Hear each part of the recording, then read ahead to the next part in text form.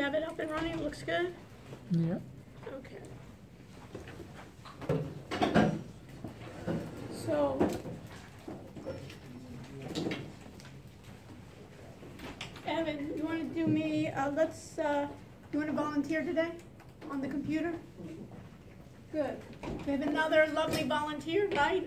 The excitement of volunteering here. And then you can even have Dan, after he sets it up, he can help you out since you're a group, right? So log in. You may need your phone in order to get into Blackboard, right? Because we have what? Why does he need his phone to get into Blackboard? Dual something. Dual something. What's it called? Dual verification. Yeah, so and why is that? So basically, he has just one, he has a couple of them, right, that he'll be able to do.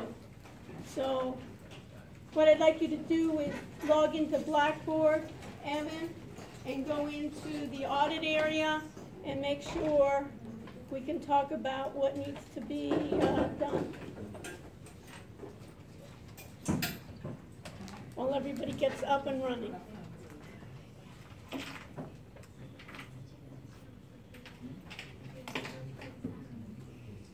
Let's do a roll. Who wants to do a roll?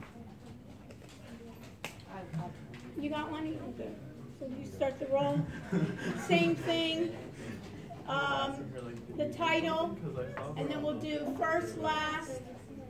Let me just here put some announcements here. Jack, did you give me a black marker? I'll do this. Oh, wow. You guys are so good to me.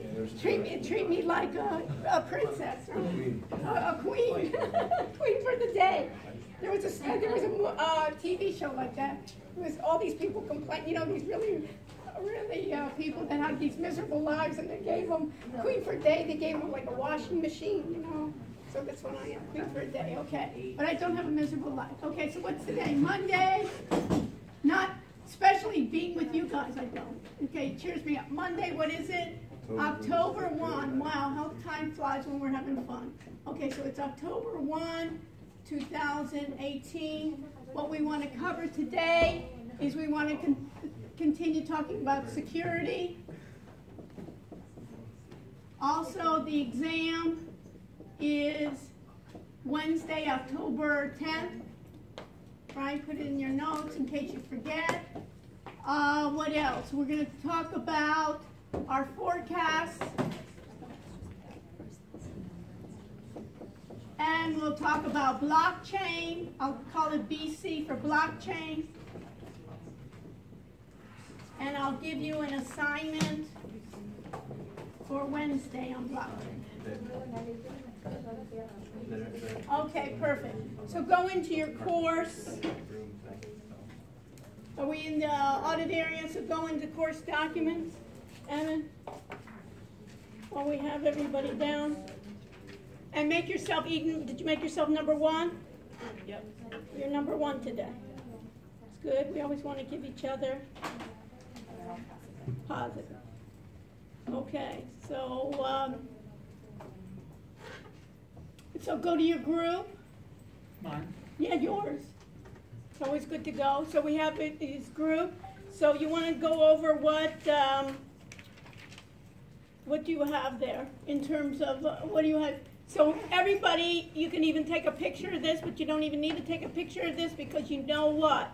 You know that these are the 1, 2, 3, 4 assignments basically that you had there. The finality of it will be due the day of the exam to make sure that everybody has it. Go to, just in this case, if you go to blockchain questions here, right, one of the things here, it's nicely that they put in their blockchain questions. Each of them, Evan and Dan, put in their own dates of time and their own names. Go back. Right, and if you go back, go to the forecast, right, and what does it say? Excel forecast. So Evan, so explain what you have in yours, and which one is yours, and are these altogether as a team, or yours is one and Dan's is the other? Dan did his and I did mine. Okay, so which one is yours? The first group. Okay, so let's edit it and put your name next to it, and Dan can go into his and he can put his name, because we always want to get credit, right? We're going to help each other, right? That's the whole idea, and learn how to be team leaders, learn how to document as we go along. Should I include everything else I have? What? or Should I erase some of that? Race one? No, that's fine, just so you have your name there, and then just put submit so we know what we're doing, right? Right, so you got that part. So what do you want, so which companies did you look at? HP, their HPQ, because I know they split into two companies recently. Okay, what's the difference between the two, do you know? One is HP Enterprise, and I don't know the other one. Okay, it's okay. But all right, so we got those two, and what's the third one? IBM and Facebook. Okay, Facebook. So what did you do? Do you want me to open? Yeah, show what you've done. Show off your work. And also see, what do we want to do is to be able to do what? Agile, right, development. And in terms of agile development, we want to be able to give feedback to each other. You should be looking at each of your work here. And what's it say here? Okay, it takes a long time, right, that one? Right? So you should be looking at each of yours.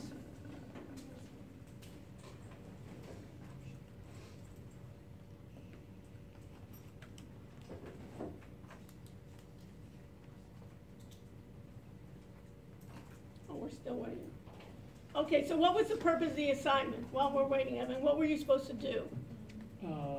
Find two forecasts or multiple forecasts over a specific amount of time. Right, what forecast did you look at? I think I did weekly, Okay, and then try to And find did you- right. the actual versus what you forecasted. right, the actual versus the forecast. And do we want to do it over time? Yes, and the whole idea of automated trading systems, what's the difference between automated trading systems and what we're doing right now? Do you understand the question, Evan? Oh, for me? Yes, that's for you. Okay. You're doing such a good job. What's the difference between what you were doing and an automated trading system? Well, not much different, I guess. Not Well, much. you want to put that information in so the machine can learn. Right, then you don't have to download it. Conchetta, you don't have to download it every day. The machine will download it every day. It will check, and it will do one stock, but can do thousands of stocks and find you the best ones to forecast to trade for the next day, and it'll do the trading. So what did you get there? Well, I forgot to upload my new one. Okay, so that's good to check. So you want to make a note to yourself that you want to upload for tomorrow. You want to upload your new one, okay? And what else?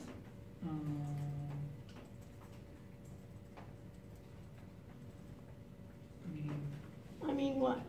I can't really do much with this one because I forgot to put my new forecast in this one. Okay, so do you have another one? But at least, let's go back to what you have there. So what does that mean, forecast? What did you have there? Forecast, linear, it gave you the forecast linear. So what's the difference between the forecast versus the actual? What was it, up or down? Well, the actual was more than the forecast, Right, so I would have potentially lost money on that. okay. If it was that forecast. Okay.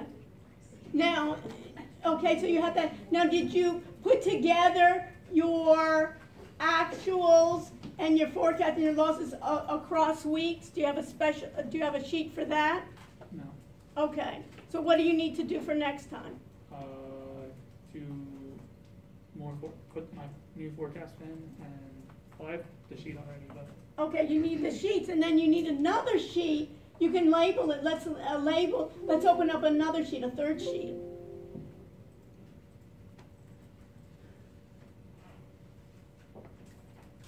it's not allowing me. What happened? Trying to split. Is that right? That button? Yeah. It's not allowing me to. Okay, right-click that. Right-click on that. Is it allowing you to do anything? Oh, go up there. It's probably saying enable. Probably says what you need on the very top. You see, right. We learn together as a group, right? Yeah. We help each other, right, guys? Okay. So what do we need to do? What needs to be done then?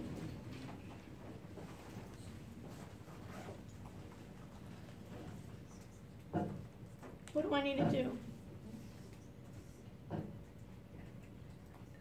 So what I need to do is I need to create then dates, and in this one you can rename that sheet. So what you want to do is rename the sheets, and you want to be able to call it basically forecast minus actuals. Right? And then you want to have like the date, type that in date. And then you want to do, in this case, the symbol B, on the column B, B1. You want to put symbol, right? And then in column C, you want to do forecast. Column D, you want to do actual. And then here you want to do difference or error. Okay, so we want to have it for all the dates and try to see here and then conclude what kind of patterns are you getting.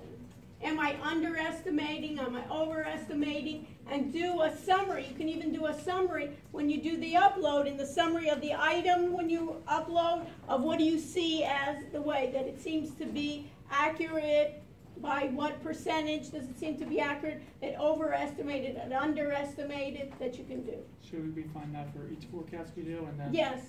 round and then average those forecasts, or?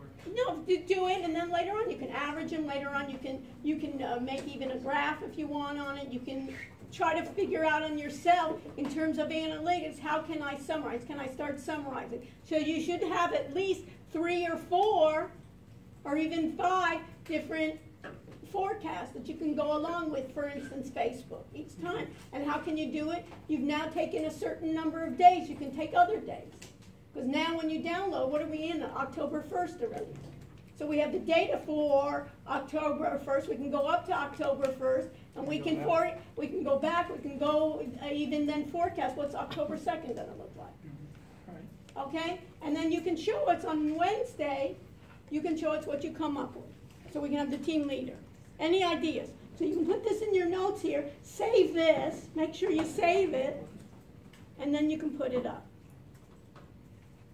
Okay, so we can make sure we can see it. And then what I want you not only to do that, but to, this is, what we talked about before, Evan, artificial intelligence. We need to talk about our own intelligence and try to figure out what can we conclude from this. What is it forecasting well? Is one company doing a better job on this model than other models? And then on Wednesday, what I'll do, I'll be part of your team because I'm in everybody's team. And by the way, I'll stay after class. So if you want to, today or on Wednesday or next Monday, want to work with me, I'll work with you because I'm in everybody's group. We'll see how an automated trading system can do it automatically, and we can get it to review many stocks, make it like an instrument list and say, hey, go through 100, go through 1,000 stocks and find me the best ones. Could you do that in Excel? Or? Well, I'm going to show you another platform that's much easier. Right. In Excel, we can start thinking about the rules in Excel because we can do it, but in order to go to the web and to get that done, we'd be better off getting other data feeds on it. Okay? So we can save that, and we can do it. Okay, what else? So what else can you conclude? So you concluded in the polynomial. Did you try to use the polynomial, or you just used the linear when you were forecasting? I just used this sheet only has the linear on it. Okay, so put the polynomial too, since you've had somewhat of a math background, and see if you can figure out, is it better in terms of computing? Is it better in terms of the polynomial? Okay? So stop broadcasting. Okay. Here, we are hearing somebody here. I'm broadcasting from here. Okay. We're getting some voices here, so let me just... 516. Okay, let me just see here. Live. Okay. So let's start then.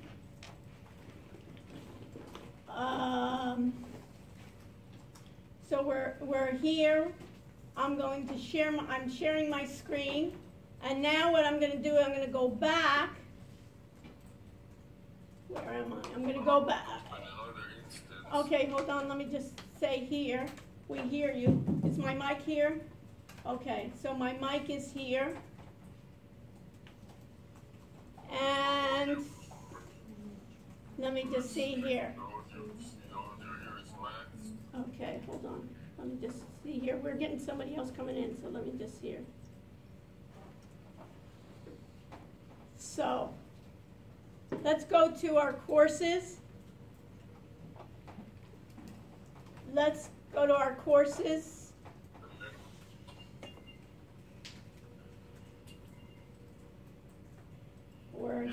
Yeah, we hear you. So you're coming into our class. Okay, I will mute myself. Thank you. Thank you. You want me to speak? We'll get you when we get the new guest speaker. We'll have you come in. So if you can mute yourself now. All right, let me know when you want to unmute me, okay? Okay, but we hear you well. Thank you. Bye now. Bye. Okay, so let's go to our Blackboard. And in our Blackboard, what do I want to do? I want to go to BTE 210.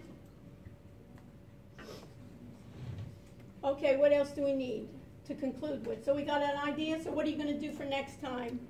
Evan, what are you going to show? Forecast and list all the losses or the missed projections. Right, and make a summary of what you've done. And the class will do the same, and then we'll see which the differences we'll get. Okay? So let's see if you can see my laptop. Let's see. Everything, can we see anything? Let's see if we can, let's see. Did it come up? Yes, no? Okay, so we can see. All right, questions. So we have an exam. We talked about it. We have chapter 1, 4, 5, TG1, TG2 will be on the exam. You see that up here? Right here, we said that it will be then on Wednesday, October 10th, right? October 10th. We'll talk about automated trading systems on the exam. We'll talk about blockchain pros and cons. And we'll talk about also forecasting. And I'll review that with you. There won't be any surprises. Now, in terms of extra readings, let's go to the web links.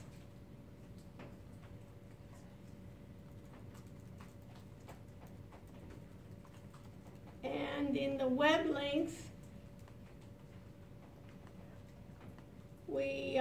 one of our assignments was write screencasting software, so you should know about that, right, and what are its uses. And if you go down web links, everybody in web links, if you go down web links, you'll see where it says blockchain, what are the applications? Everybody see that? And I have some questions to answer, which are similar to what I gave you last time of what is blockchain, how secure is blockchain, which industries use blockchain, how will blockchain evolve, and public versus private blockchains. Does everybody see this? So let me see if we can see this. I'm going to open up. Let's see if we can see how this is.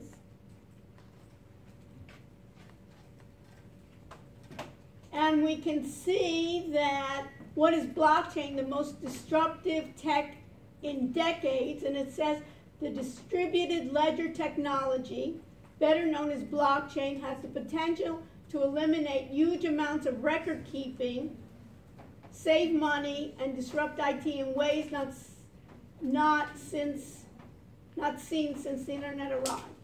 So my question to you is, what is a distributed ledger technology? Everybody hear the question? Lawrence, did you hear the question? No. Okay, Zach, did you hear the question? Yeah. So help Lawrence. We got to help our friends. So what is a distributed ledger technology? Yeah, what is a distributed ledger technology? So the first idea when we think about what's a ledger? Who's my accounting major? Yes. So what's a ledger in accounting? It's like where you originally post your all your entries. Right. Who's taking accounting? Anyone? Raise your hand. Even though you don't like the idea, raise your hand high, right? So what do we need right? When I'm going to be recording my transaction, I have a ledger, and what do I have on two sides of the ledger? A debit and credit. A debit and a credit. What does that mean, a debit and credit? It's essentially what's coming in, what revenue or expenses are coming in, and what's going out, and how that. And both sides of the ledger have to be balanced. What? Balanced. And what does it mean, balanced? Equal, right? They have to be equal. And if they're not equal, what do I have to do? Adjusting entries. I have to adjust it. So, for instance, if I have it, I have to adjust my entries, right? Because later on I can forecast, just like we're doing here. We forecast that we're going to win our trade tomorrow. And it turned out we thought we were going to make $10, and instead we only made $8. So I have to adjust it by how much? Vanessa? $2. So in this case, when we're talking about, and where's the ledger? If I have a bank, right? Who has a bank account? Right? The bank has a ledger on their side, and you have a ledger on your side. And what you have to do is reconcile that. The bank has the ledger on their side, and they have it. So in a distributed, how many people have it? Me and, for instance, a bank. In a distributed ledger technology, what that means is what? Who can tell me? What is a distributed ledger technology? Michael, you got any ideas? Yeah, this. Hey, come on in. Take a seat. How are you doing, Andre? Okay? This is Andre. He's a graduate of the University of Miami, and he's had many years' experience in technology and supply chain. And guess what? We met each other at Publix last night, and I invited him to class because guess what? He wants to know, right? He wants, chatty catty here, right? Starts with, he wanted to go home, right? And and what happened? I give him a lecture on blockchain. Can you imagine you want to go home and Dr. Rush stops you in the line and has to take you out of the line? Can you imagine that, how embarrassed he was? But he knows me for many years, right? So you're not that embarrassed. You're losing that embarrassment. So what ends up happening is I give him a lecture on blockchain technology telling him that since he deals with supply chain, right, and you can even tell the class later on what supply chain is, he's dealt with supply chain and technology all the time. And I said, well, do you know that you need blockchain? Is going to be the big deal here. So basically that distributed is potential in eliminating huge amounts of that record keeping and then saving them and disrupting it since they arrived. So in this article, which is good, so for Wednesday what I'd like you to do is you can go through this little video of what is blockchain technology such as Bitcoin and got in the media. But in this way you can see blockchain is poised to change IT in much the same way open source did it a quarter century ago. So what's open source? This is a good review for the exam, right, AJ? So what's open source? Anybody can access it. Anybody can access it, and it was like a big deal because everybody used to have proprietary what? Software, and they didn't share it with anyone. And in the same way, Linux, and Linux is what, AJ? What's Linux? Have you seen Linux before? Type of operating system. It's a type of operating system, and what is it? Is it proprietary or is it open source? Open source. Open source. This is a good review for the exam. So we know this is open source. So in this case, it's open source and it's becoming then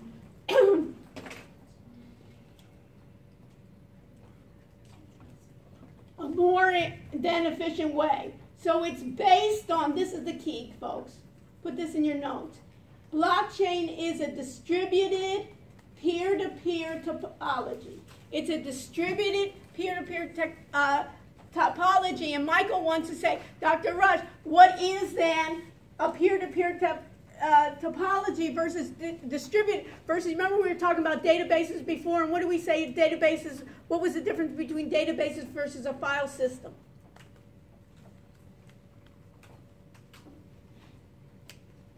Everybody understand my question? What's the difference? You can even write it down. What's the difference between a file system and a database management system? Where's the data held in a database management system? Rob, where's the data held in a database management system? In several files or in one centralized file? Several files. In a database, right, a file system, but where is it in a database management system?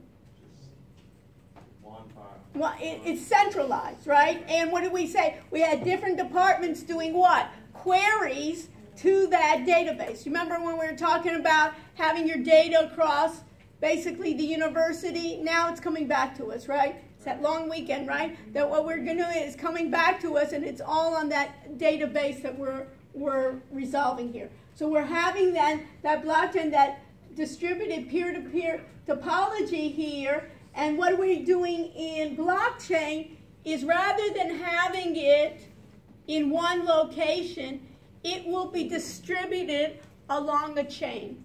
So my data then will pass along the chain, and it will be, instead of centralized, it'll be peer-to-peer, meaning one to another in this peer-to-peer. And where data can be stored globally on thousands of servers, and anyone on the network can see everyone else's entries in real time.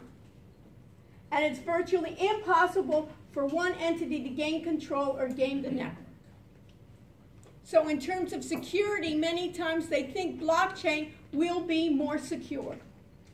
I'll have that, and what they'll say a lot of times in blockchain is they say that the hype is that it's immutable, meaning that it can't be erased. In regular technology, what is it? I have my ledger. What we have is Sam has his ledger, and he can make changes to his ledger. I can make changes to my ledger. In this case, if it's on the blockchain, we have consensus, and it cannot be changed. So the hype around then is then that secure electronic record. In essence, it represents a new way of looking at it. Now, this is very new. This technology, there's a lot of hype around it. And what part of the hype that came around it was what? Bitcoin. Everybody heard about Bitcoin and all the altcoins there, right? Anybody traded it? Michael? I have a question. Yes. What happens if a majority controls the hash pattern? Those are issues that occur. There can be, yes. Do you think the big banks will allow it? Just to... I think what it will be in the beginning, the big banks, what are they doing? Anybody know? The big banks are actually are doing pilot studies on their own. And so what they're doing is they're doing a consortium of banks together, and in the beginning it will be banks working together. There's a number of ones. IBM's working on one, Corda's working on one, where a number of then these banks will be working together, and then they will eventually, I think, will have some form of it, of some of this. They don't want to be left behind. Who else? A number of companies, all major companies are doing like pilot studies on it now. It hasn't been. And what is the credit cards? What's the beauty here when we think about blockchain or cryptocurrency is the idea of transaction fees. That if I have pesos, if I have euros, if I have to pay for something, what I have to do, the transaction fees, it takes longer to approve it. And what's the key here is in banks, basically, they'll get onto the road. But right now in processing credit cards, there's two problems with it. One is along this chain, since your data is traveling, I'm almost like a little choo-choo, when this data is traveling along that chain and duplicating, it's going to be slower, the transactions. So how many transactions? It may be, when you think about Visa or MasterCard, they do billions of transactions in seconds. Right now, the way these blockchains are developing, they're not able to do it as quickly, but the technology will improve. So these are the way, and so they're having pilot programs. They're having it even in global positioning parts that will be able. So what is this, Garrett? What did he say here? Running a few minutes. We'll be there shortly. Okay. So I knew he was. Okay. So in this case, we'll be looking at it, and it's unlikely then. What's the key here is in global shipping. So what the amount here is, what's the idea? And maybe you can tell us, Andre, what is that? Have you done anything in global shipping or in any types of systems like this that can use any of this blockchain, you think? Well, see, I'm thinking that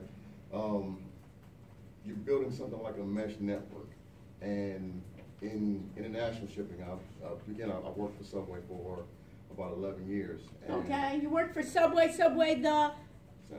The sandwiches, right? Anybody seen Subway? We've seen Subway. So what did you do? You want to introduce yourself, Andre? You can stand up if you'd like, or you can even come up here and just. I'm good. Oh, he's good. Okay. My name is Andre Spalding. I finished a PhD in industrial engineering, and I worked for Subway for about 11 years. And I was the global logistics manager for Subway, which means You were the what? Global logistics manager. Global. This sounds good. This sounds big words, right? Global. Logistics manager. Logistics manager. So what does that mean in English? I actually managed the shipments. It was approximately 70,000 over-the-road shipments domestically, but then was another 15,000 containers we imported from Asia. So you had 70,000 shipments, meaning Well, we had 70,000 over-the-road shipments, but we had trucks. Trucks. 70,000 trucks going to my individual franchisees of my Subway store, delivering what? Bread, lettuce, cold cuts? Everything. It was. Hi, good. Right, come on in. How's it going? Oh, it's great. How are you doing? Good, good.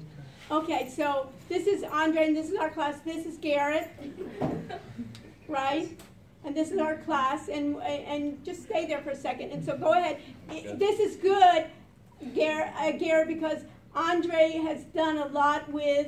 He was with Subway, and he was in global logistics manager of Subway. Perfect. So you can sell your system to him. Perfect. Or he can work for you as a consultant. I'm making a little match here. Okay? Little shit. Okay, so go ahead.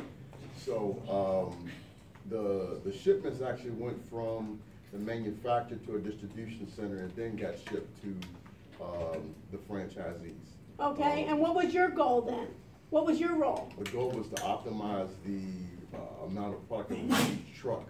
And the only way to do that is to actually manage the information that's behind the scenes.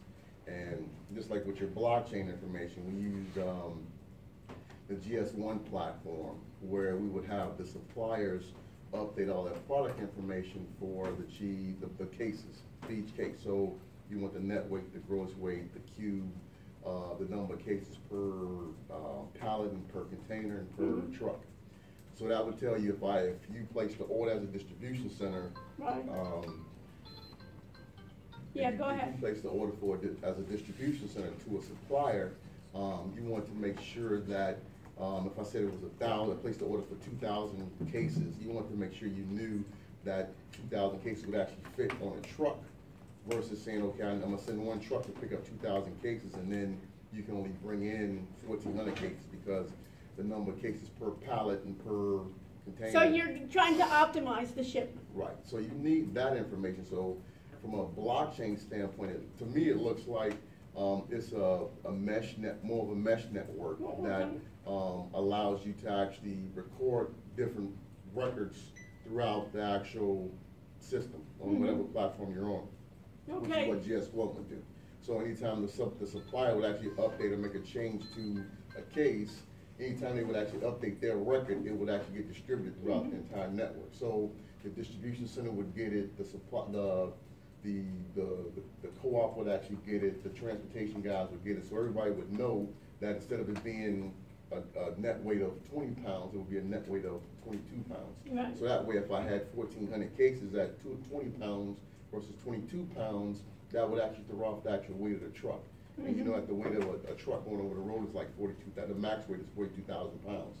So if you send a truck in to pick up 45,000 pounds, they won't load it, or if it gets loaded, you'll get a citation because, you know, once you hit one of those trucking stops, they'll weigh it and they say, well, wait a minute, you're 3,000 pounds overweight. Here's a fine for you. So that's why I think the platform you're doing, it looks like an updated version of the GS1. You know, why don't we do this? Everybody can do this. Go to Blackboard, go to course documents, go to the PowerPoint, and at the very end, you see here where it says blockchain? You see here on blockchain, we have blockchain here. So, Please remove the gray bag for the camera. okay, is there a gray bag? Oh, can you, yeah, okay. Okay, thank you. Great, thanks. So anyways, we have here Lee, Garrett Lee here. So you want to introduce yourself and we can go through your slides and give a little demonstration? Absolutely.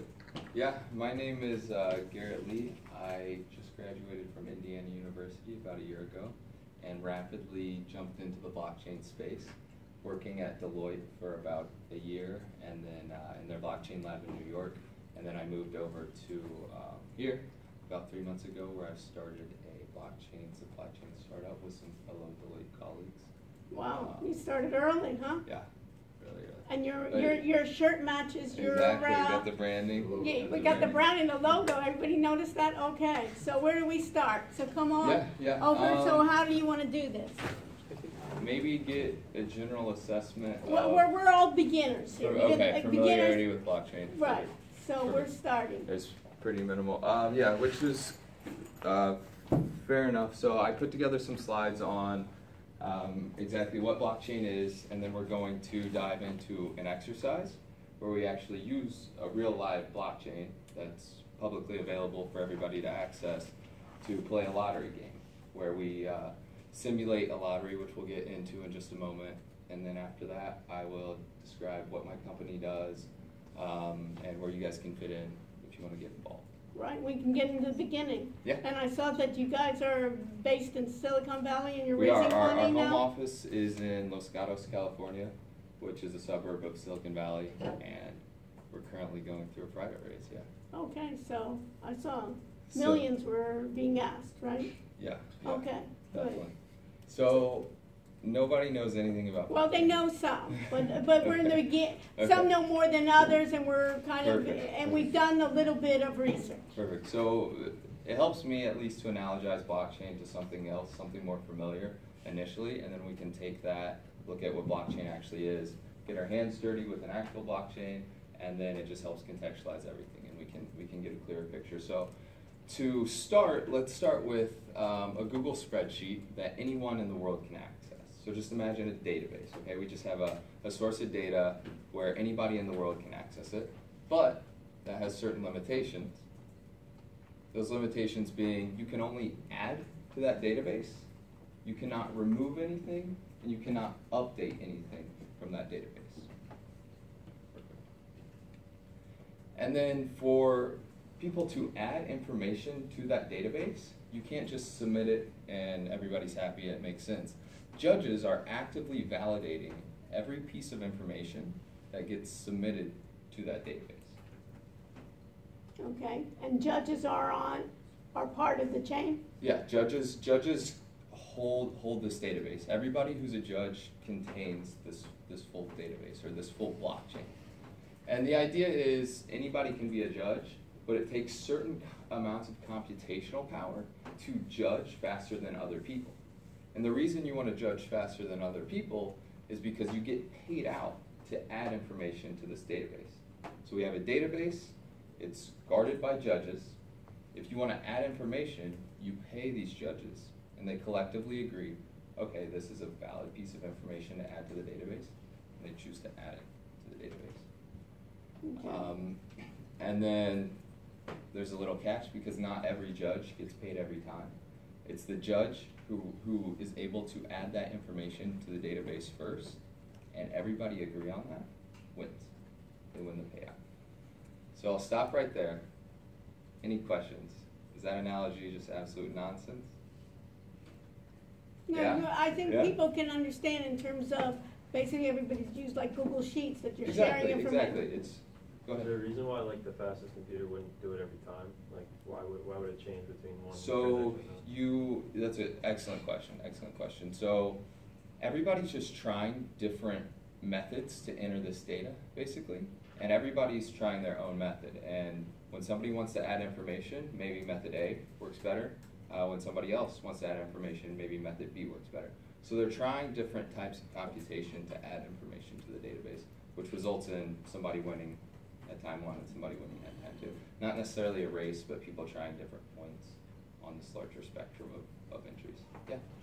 Wouldn't you want the owner of the information to make the actual update? Because if you're the supplier, you have the actual knowledge of the actual That's item. where, yeah, that's where it gets a little more nuanced, where if, so back on that, scroll up one slide, or sorry, up one. So this point right here, anybody can be a judge. So you could be a judge and submit your information because you're a supplier, and maybe in a permissioned blockchain where you don't need a lot of computational power, that's more effective. But in this network, it doesn't make sense for me to run on my laptop when Amazon has a whole data center dedicated to doing the same thing. Yeah, thank you. Okay, any other questions? I promise it'll start to make more sense as we get our hands dirty and contextualize with this information. So that's just an analogy of what's actually going on. What's really going on is this shift from a current financial system to this new financial system. Where the current financial system is, let's imagine Venmo. If I want to pay somebody money, I have to request that Venmo sends that transaction through for me, right? I have trust in Venmo. If I want to send money to him, there's this intermediary, there's this third party who's going to say, yes, you have money in your account, yes, you can send it, yes, I approve of that. Make sense? Well, in the US, where we have really, really good financial infrastructure, it makes sense. Everything works really smoothly, it's fine, no big deal. But let's imagine we're in a country that doesn't have great financial infrastructure, and Venmo's a corrupt individual or a corrupt third party. And they say, hey, you might have money in your account today, but tomorrow you're gonna wake up and I own your money all of a sudden, or something like that. That's when these things start to matter. So instead of having an intermediary, instead of having a single entity or a single individual who's controlling the flow of money from person A to person B, we have a network of participants who, and this is the really cool part, give you sovereignty over your money. So you own a password, and your password is your ability to spend money on this network. And the network all agrees that I have $100, he has $2,000, she has $10,000, you have $500. We all have our own balances. We don't have to trust a single intermediary anymore to update this entire ledger. Follow along? Make sense? Good? Any questions there? No? Okay. So here's some concepts we need to know to do the exercise. We're going to start with a few concepts. We'll get into the exercise. So first of all, we have a wallet. A wallet is what you guys are going to create. A wallet is basically exactly what it sounds like. It's a place to store your digital currency. So I have a wallet, it might have 1 Bitcoin in it. In our example, we're going to use a blockchain network called Ethereum, and the money used on Ethereum is called Ether. So you might have a wallet with 1 Ether in it, 5 Ether in it, 0.1 Ether in it, a millionth of an Ether in it. It's a broad spectrum of different denominations you can have for a certain digital currency. It's just a place to keep your money. It's exactly what it sounds like. And then we have a private key. You can think of private keys as your password. So you're going to be creating a password. You're going to be creating a private key that acts as your password to unlock your wallet. So you have a wallet that has your funds in it. You have a private key, which is a password to unlock that wallet. Make sense? Good so far? Yeah. And then we have smart contracts. Anybody heard of smart contracts? Couple? So essentially, if we scroll up really quick, sorry, other way. I'm sorry. Previous slides. Okay. Yep. So right here. So in the example I had, we had this intermediary which was handling the transaction of money, right? If I send you money, then we have this intermediary that's handling money. We all of a sudden remove that and put that responsibility on an entire network, okay? Well, what if instead of just a simple push, pull, send money, receive money, we automate other functions like supply chain, for instance, or what we're going to do is a lottery. So, and we'll get to it in just a minute. Our current lottery service, you have an entity that's taking out 20% fees, and you have the government taking out taxes, and you have all these different things. But what if we could have a lottery that automates itself, and nobody has to trust, and automatically executes? That's kind of what we're going for here. So we'll scroll down. That's an example of a smart contract. It's an entity or a piece of code that holds information for making something happen, essentially. And then if we scroll down a little bit more, we have a test net. So everybody's heard of Bitcoin, I'm sure. There's the Bitcoin network, and then there's test networks for experimentation, like exactly what we're doing now for test cases. So what we're going to use is an Ethereum testnet. We're going to send money to a smart contract using our wallet. It's going to randomly pick a winner and distribute funds to that winner. Okay? So if we scroll down a little bit, and I'll stop there. Any questions so far? This is where we get to the exercise portion. I know it's very conceptual and abstract right now. I got another question. Yeah. Are you coding, behind that is the code, is there analytical models you're using when you're doing the random selections, or? So basically the way our lottery works is it just picks a random number from 1 through 10, because we have 10 people give 0.1 ether, which adds up to a single ether, and then it chooses one of those 10 randomly and then sends it to that person. So it's just a random function, essentially. So you want to tell them what Ethereum is then? Yeah. So Ethereum is a blockchain network. It's a public blockchain network that's pretty similar to Bitcoin, but it's generalized. So instead of just being able to send funds back and forth, you can actually do any sort of computation you'd like in a trustless manner. What that means is we can have applications like this, which is a lottery, where our current situation is we have the winner payout for a lottery. Like if you go buy a Powerball ticket, you might get 50% of the money you put in. Whereas 5% might go to the administration, 5% goes to local government, 29% to federal, whatever the breakdown is. The problem is, out of all the money being put in here, you have all these entities who we have to trust to make this thing function, get paid out the other 50%, and you only make 50%. What if we could automate this code in a trustless manner? Well, then all the money put in is paid out equally.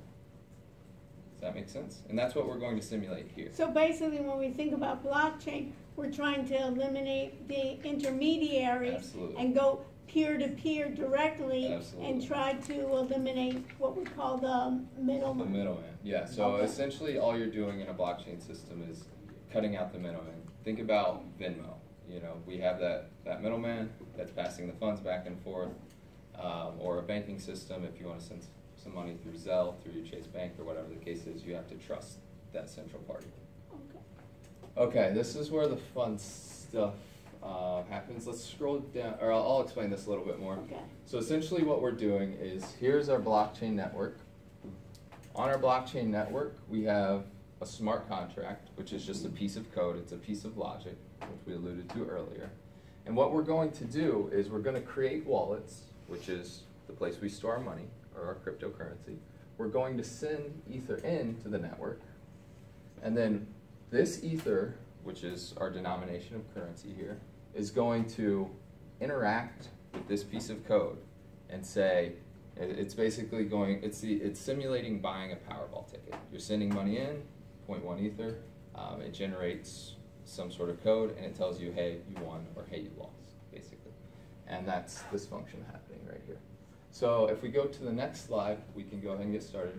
I need everybody to get on myetherwallet.com. And yeah, if you don't mind getting on. Yeah, we can use, yeah, you want to, or we can do it here, etherwallet.com. Wallet.com. So everybody do this, right? You want everyone to do that? Yep, everybody. And you're going to get some big warning screens because privacy and security is a huge, huge, huge issue in the cryptocurrency space right now. So basically this is saying, I mean, each screen says a different thing. This is just a what is my Ether wallet, which we've explained it's a place to hold your currency. Okay. So if you can just click off to the side and it'll go away. Okay. So what we're going to do right now, this interface we see right here is for the main public network. What we want to do is, what we referred to earlier, is get on the test network for experimentation because we don't want to deal with real life. Right? So let's go up here and we'll click this drop down. Okay, all the way on the top where it says network ether, myetherwallet.com, right here? Yep. And then we're going to go to Rinkeby Etherscan. To Rinkeby Etherscan. One of. Rinkeby Etherscan. And all Everybody this see is- where my cursor, everybody got it? Yes, no? Sam, you got it? I did. Okay. All this is doing is, instead of interacting with the main network, which we were on earlier, and you can click off the screen again. Okay. Instead of interacting with the main network like we were earlier, we're now interacting with the test network where we have test money that we can play around with. And Okay, so it's like simulation. yeah, this is just a playground. Simulation so mode. nothing here is real. Okay. So what we're going to do is just create a password, any password. There's certain And- criteria if you What- want it to be secure. Okay, so we can put any Any criteria. password, just something you can remember. Okay. Once again, this is for test purposes, so it's not extremely crucial that you remember it long term, Okay. but please, please, please remember it for the short term because Okay. you can use it later. It depends on how you want to access your wallet. Okay, so we all put, Once you have your password in, yep, go ahead and Right. click create a new wallet. And I think your password might have to be a little longer. Okay. Do you want me to, is it gonna tell me? Yeah, it had a red bar at the bottom, okay, so I think so- it warned you. Okay.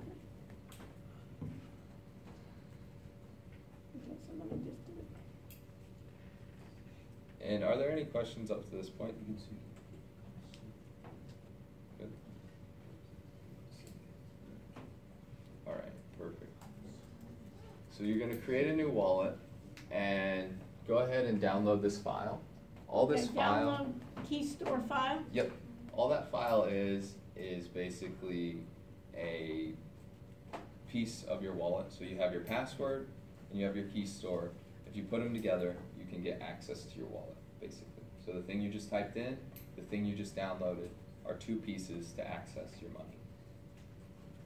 Okay, what do you want? And then next you go to I understand. So I just leave it downloaded? You don't can leave open it downloaded. You can use that if you want, and it'll present you with an easier method next. Mm-hmm, So I understand, continue. I understand, continue, okay. So now, if you add your thing you downloaded. So this is my private key? That's your private key, yes. This is something you never want to show anybody for any reason. Don't trust anybody with it. This is the whole purpose of cryptocurrency existing. Okay, Is because you can have, this is basically your password to controlling your funds.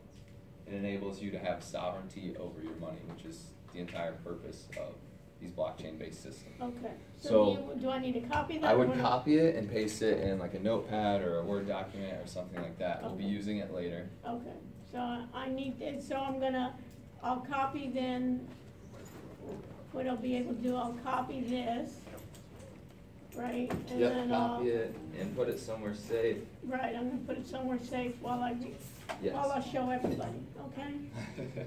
Okay, but in theory, it would be, this is my, Yes, code. in theory, you never want to show anybody Right, this. It's right. very private. So very- when they take me for ransom, right, when they kidnap me and they're gonna ask me for my billions from my Yeah, account. I mean, this is really interesting. Like this length of code, people own certain lengths of code that are worth $500 million. Like this piece of information, depending on what wallet it unlocks, is very, very valuable. I mean, it's crazy. So now we have our private key. Okay, I have my private key. Everybody has their private key. This acts as a way to access your wallet to unlock your funds. So what Okay. we're going to do is go back to my Ether wallet, this screen, with this private key copied. Okay, so my private key is in buffer. Now where do you want me to go? And we'll go up to the top, go to send Ether and tokens. Okay, send ether and tokens. Everybody see where I am? Send ether and tokens. Is everybody good? You wanna look at it to see if they need, Anybody need help with it? okay. Pretty straightforward so far. Okay, go to Okay. send Ether and tokens. And it says, how would you like to access your wallet? How would you like to access your wallet? Well, we have Okay. our private key copied, so we'll go to private key. Okay, private key, so. And this is not a recommended way to do it. Right. We're putting all security Right. considerations Right, behind us. Okay, And then you'll just paste it in there. okay, I'll give paste it you- in my, okay, I have it in there. Perfect. And then you'll click unlock. And I'll click unlock. All right. And this is the interface that allows you to have access to your funds. Okay. Shortly, I'll send you some money. Okay. And you'll have a balance here.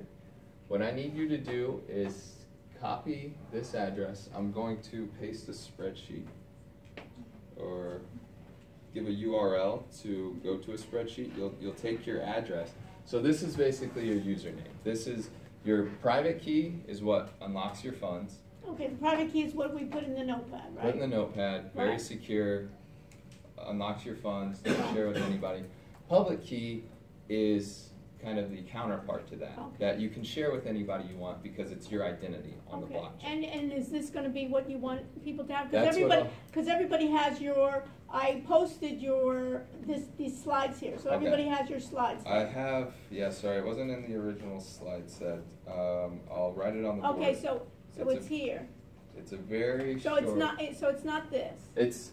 I'll write down a Okay. URL and it'll Okay. open up a spreadsheet, and what I need you to do is copy this and then paste it into your spreadsheet. Okay. You can do it right here. Perfect.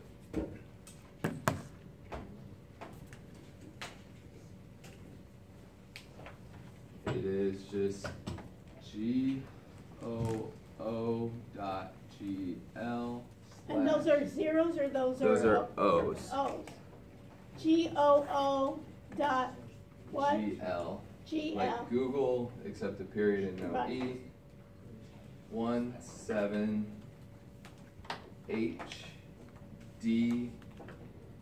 17HDV capital Y. Okay. Sorry for the random. Yeah, numbers so and where do you letters. want me to put that? So you'll just open up another tab on your browser, Okay. and you're going to open that, and it's just gonna open up like a Google spreadsheet. Okay, so, so this is like a Google, okay. Yeah, so this is how I'm going to be able to transfer Okay. funds to you. So you want us to do that now? Yep. Or wait if for you it? don't mind. GOO dot GL slash then 17 HD V capital Y. Yep. And enter.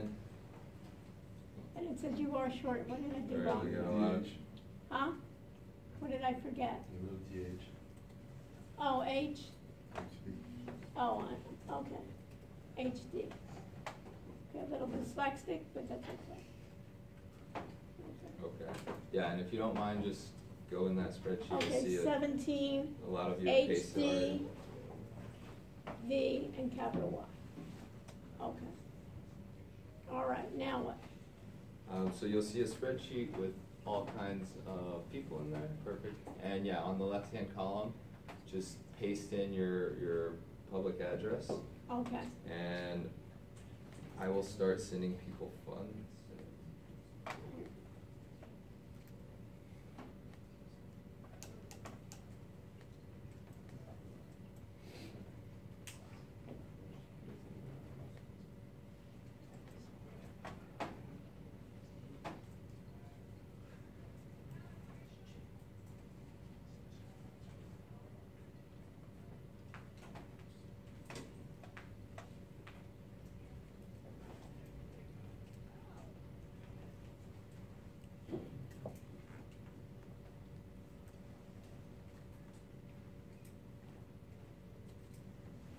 Okay. Is everybody able to get there? Good? Any issues? No? Yeah? Help 'em out. I'll be back there, yeah. Put in your private key instead of the address. Oh,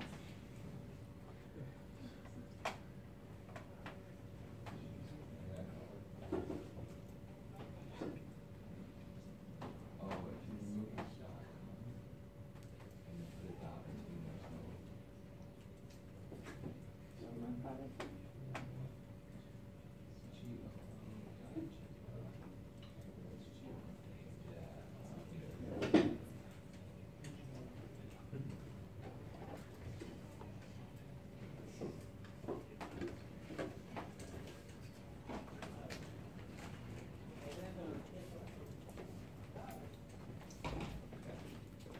Yeah, so give me like 2 minutes to start sending funds to everybody.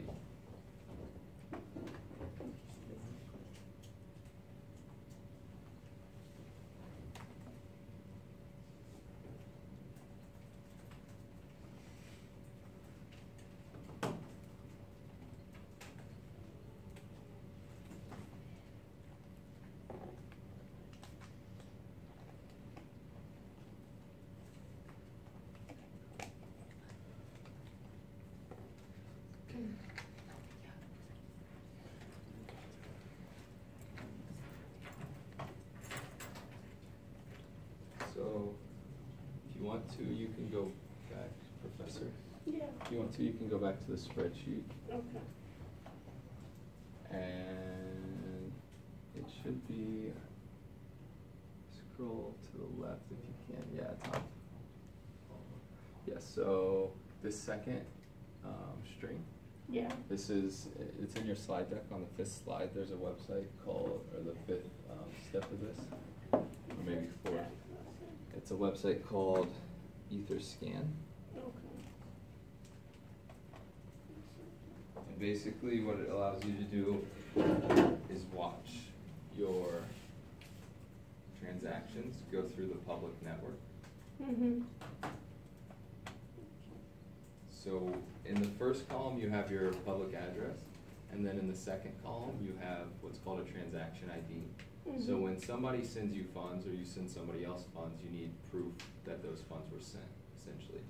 And that transaction ID acts as a validation or acts as a timestamp and proof that you have sent those funds. And it has all kinds of information associated with it, things like that. okay. So you want me to go to the slides? Yes, if you scroll down on the slides, you'll see, yep, sorry, you're Yeah. almost there.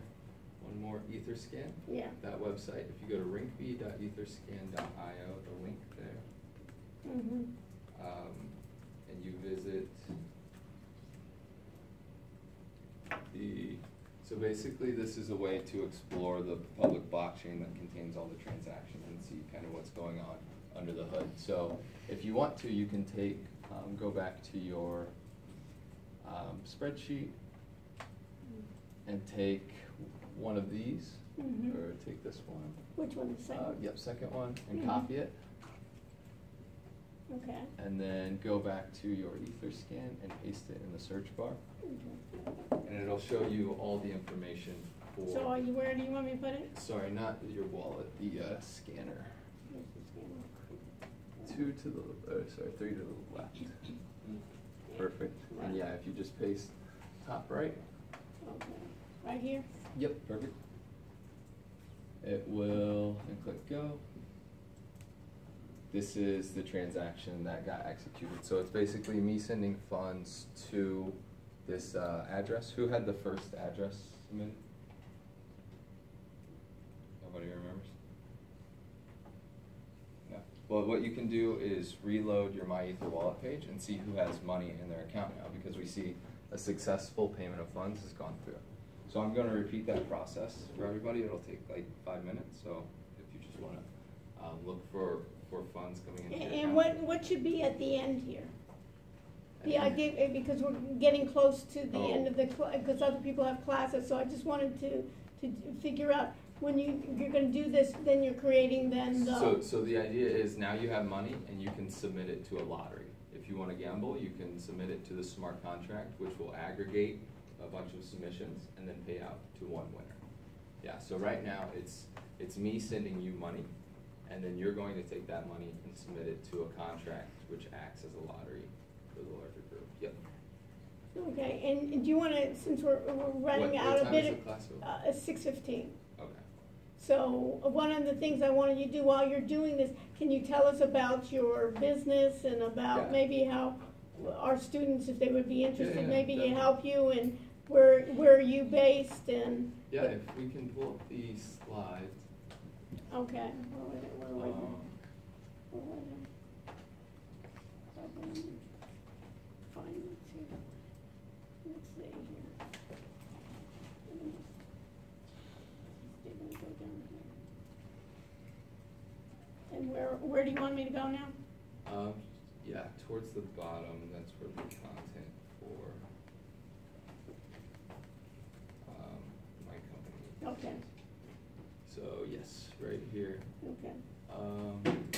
So I guess to finish the rest of the demo, Yeah. it'll take probably another 15 minutes. Yeah. So maybe scrap it for now. Yeah, we can just, you can tell them what it is, and Yeah. then maybe later on, if you want to, you can come, you know where we are, maybe Yeah. you can come back again Okay. to see. Yeah, sorry the demo didn't go all the way through, but essentially what I was doing is sending you funds for you to take and then send to a smart contract. So the smart contract you could think of as a lottery, and basically you send money to it, it processes it, and then generates a random winner.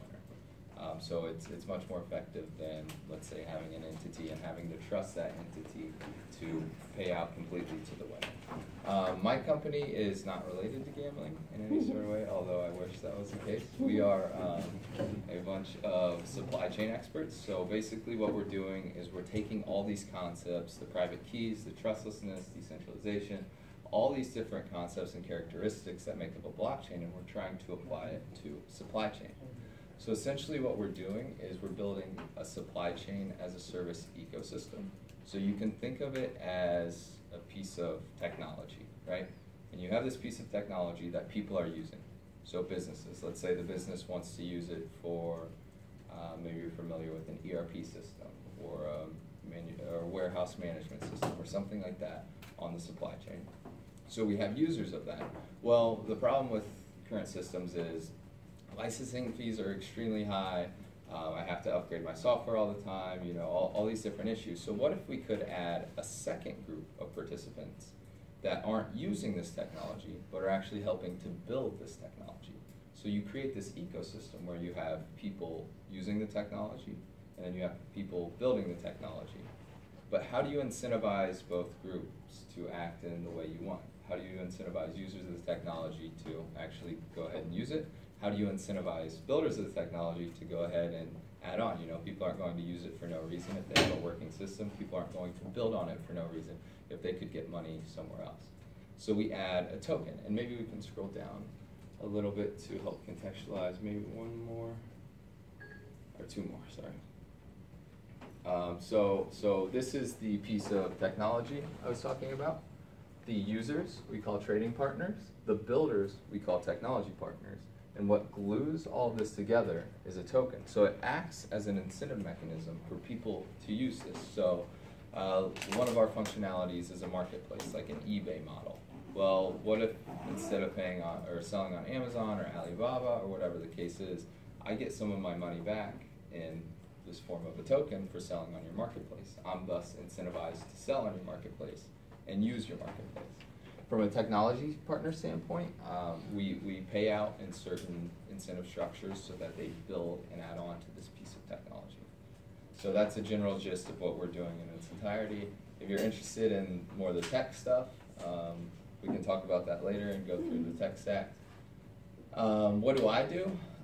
Essentially, I play your typical analyst role, very similar to my role at Deloitte, where I was bridging the gap between business and technology, because we have 30 developers and about 15 business people, and those are two very, very, very different worlds, as I'm sure we're all aware.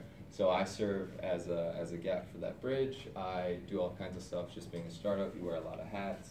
One day you're meeting with investors, the next day you're helping refurbish an office, whatever the case may be.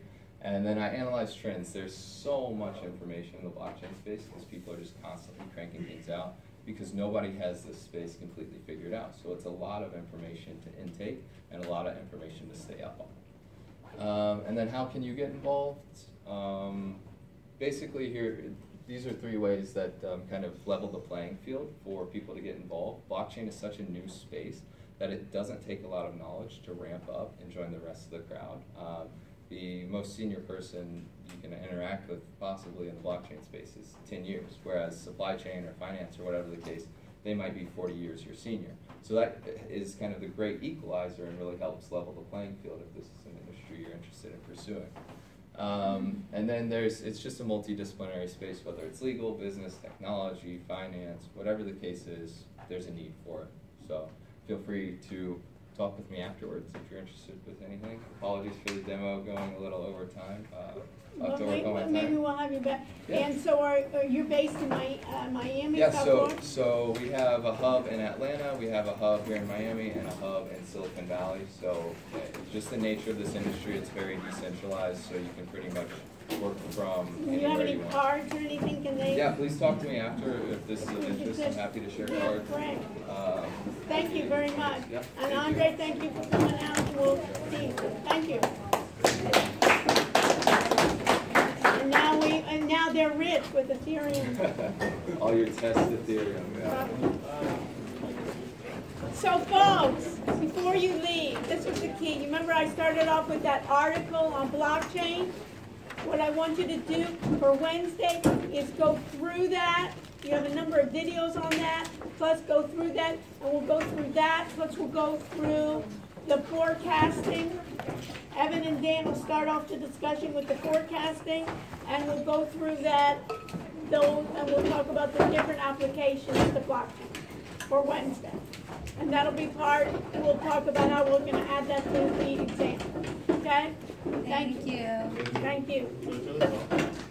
Yes, please. And go to the other side as well. Thank you. Thank you, Dan. Thank you.